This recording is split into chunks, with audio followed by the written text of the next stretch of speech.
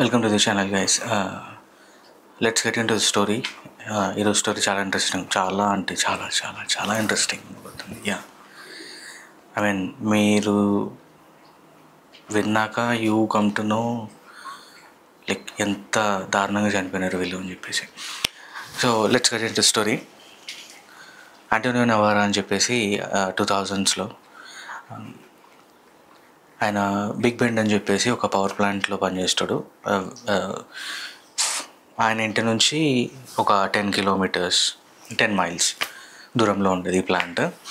And he completed his graduate and love చేసి పెళ్ళి చేసుకున్నాడు. And his wife was pregnant.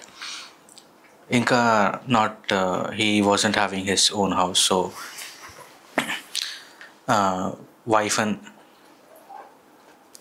So wife and ఈయన వాళ్ళ మదర్స్ వాళ్ళ ఇంట్లో ఉండేవాళ్ళు. ఈయన నార్మల్ ఈజీ వర్క్,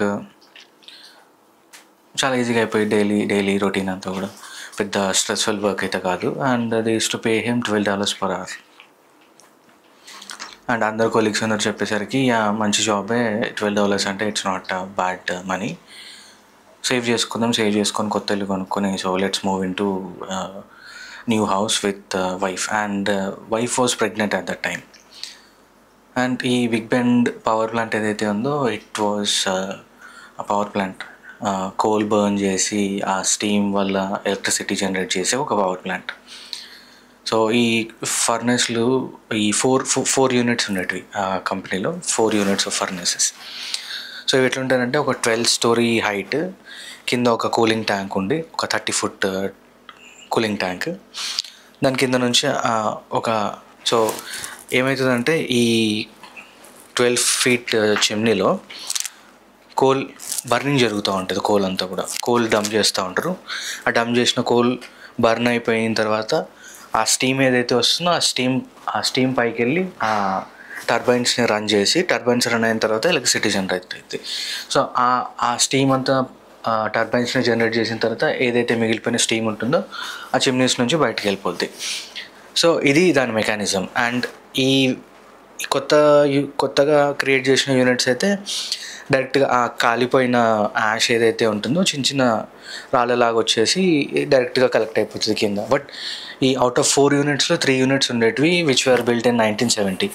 వీటికి ఓల్డ్ మెకానిజం ఉండేది అనమాట. ఒక 12 feet స్టోర్, సేమ్ ఆల్మోస్ట్ కొత్త యూనిట్ లాగానే. బట్ కింద ఒకటి కూలింగ్ ట్యాంక్ ఉంటుంది. అండ్ కూలింగ్ ట్యాంక్ నుంచి ఒక గ్రైండింగ్ మెకానిజం ఉంటుంది. దాని నుంచి ఈ వేస్టేజ్ కోల్ ఏదైతే మిగిలిందో ఇట్ విల్ గో అవుట్ అనమాట. సో ఈ కోల్ బర్న్ అయిన తర్వాత ఒక లేయర్ లాగా ఫామ్ అవుద్ది. బర్న్ అయిన కోల్ అంతా కూడా స్లాగ్ అంటారు దాన్ని. ఆ స్లాగ్ ఒక మ్యాన్ హోల్ అంత సైజులో నుంచి ఆ కరిగిపోయి మాల్టెన్ లావా లాగా ఉన్న స్లాగ్ అంతా కూడా కిందికి వెళ్ళి వాటర్ ట్యాంక్ ఉంటుంది, కూలింగ్ ట్యాంక్. ఆ కూలింగ్ ట్యాంక్లో పడి రాళ్ళలాగా అయిపోయి ఆ కింద ఏదైతే క్రషర్ ఉందో ఆ కూల్ అయిపోయి స్లాగ్ ఏదైతే మిగిలిపోయి ఉంటుందో అది ఆ క్రషింగ్ దానిలో పడిన తర్వాత బయటకు వచ్చేసి some waste material which is use for sand piping అని, రూఫ్ షింగిల్స్ అంటారు, వాటి కోసం అని యూజ్ చేస్తారు మిగిలిపోయిన వేస్ట్ మెటీరియల్.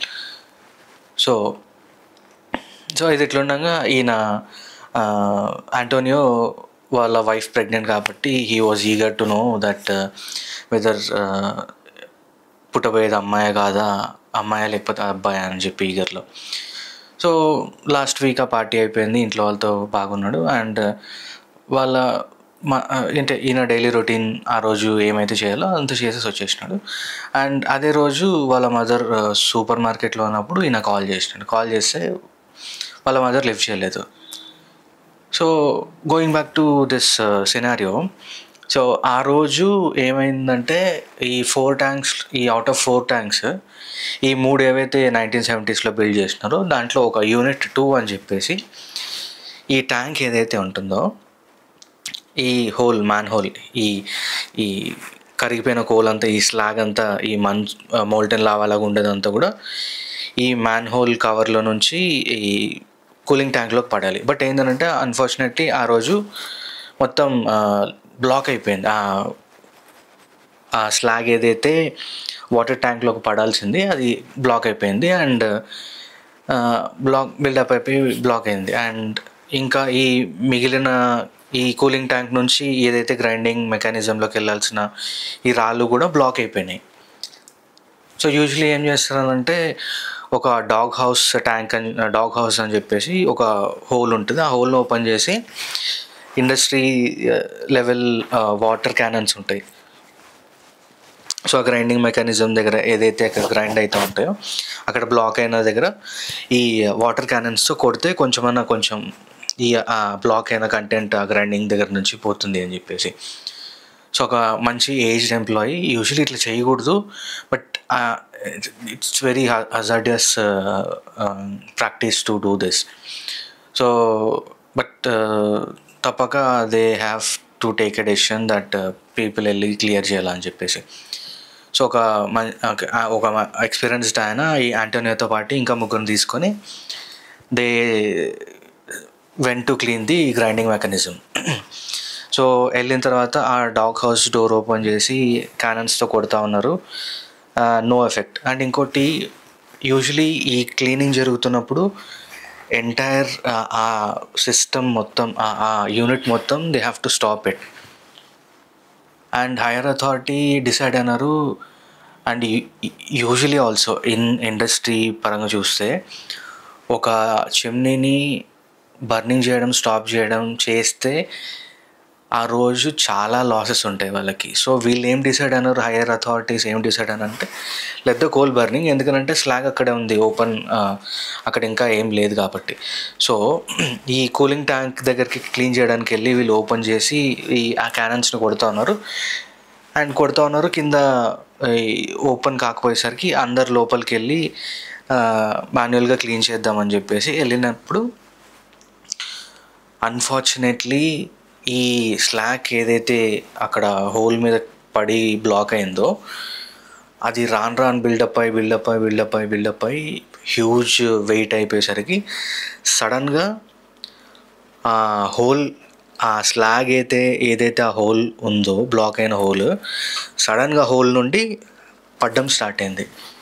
అండ్ ఈ 5 దానిలో ఉన్నారు. అండ్ ఇమాజిన్ ఒక molten lava continuously 30 feet height నుంచి బర్నింగ్ లావా ఇట్లా కింద పడుతూ ఉంది. అండ్ ఇట్లా పడిన వెంటనే it was like water waves ఎట్లయితే ఇట్లా చుట్టూ వచ్చేస్తాయో ఆ ఫోర్స్తో పడేసరికి మొత్తం ఆ కూలింగ్ ట్యాంక్ మొత్తం ఒక 1 feet మోల్టెన్ లావా మొత్తం నిండిపోయింది. అండ్ మనకు ఈజీ, ఇప్పుడు మనం నీళ్ళల్లో ఉన్నాము, ఒక 1 feetలో ఉన్నప్పుడు కొంచెం స్ట్రెయిన్ అవుతుంది కాళ్ళు తీసి అడుగు వేయడానికి. అండ్ ఈవెన్ మట్టిలో బురదలో ఉన్నా కూడా కొంచెం స్ట్రెయిన్ అవుతుంది. అండ్ ఇమాజిన్ మోల్టెన్ లావాలో మన కాళ్ళు ఇరుక్కొని పోయినాయి అని చెప్పి.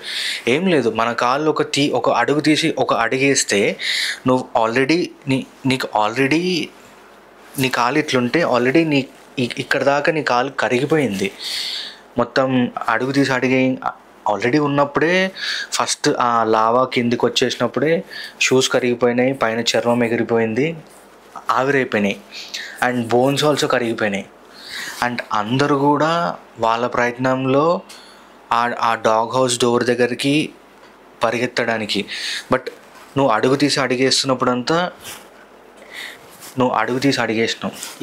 ఈ పార్ట్ మిస్ అయింది, నెక్స్ట్ అడిగేసినావు, ఇక్కడ ఈ పార్ట్ మిస్ అయింది.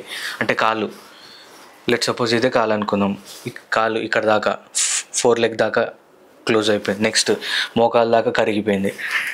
సో అందరు ఇదే ఉండగా ఇంకా యాంటోనియో ఆల్మోస్ట్ ఒక సైడ్ పడిపోయి ఆయన ఆల్మోస్ట్ కరిగిపోతూ ఉన్నాడు, ఆవిరైపోతూ ఉంది నా బాడీ ఆ లావాలో. అండ్ ఏదో విధంగా ఫ్రీగా ఉన్న చెయ్యి తీసుకొని తన రైట్ హ్యాండ్ ప్యాంట్ పాకెట్లో నుంచి ఫోన్ తీసి వాళ్ళ మదర్కి ఏదైతే కాల్ వచ్చిందో, ఆమె సూపర్ మార్కెట్లో ఉన్నప్పుడు ఆయన కాల్ చేసి అంటున్నాడంట, mom please call 911, please call 911, I'm burning, I'm dying అని చెప్పేసి కాల్. సో ఈ ఎంటైర్ కాల్ రికార్డింగ్లో కూడా మొత్తము ఆ బ్యాక్గ్రౌండ్ వాయిసెస్ ఏంటంటే వాటర్లో ఇట్లా వేడి పడితే అని చెప్పి ఆ హిస్ సౌండ్స్ మొత్తం ఆ మాల్టన్ లావా పడుతున్న సౌండ్సే ఉన్నాయి మొత్తం.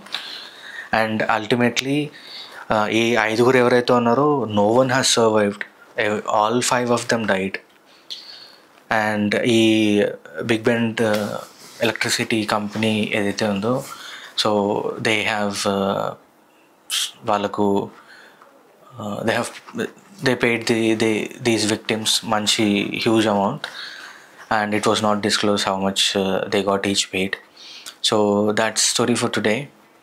So interesting అనిపించింటే please like, share and subscribe. Thanks guys.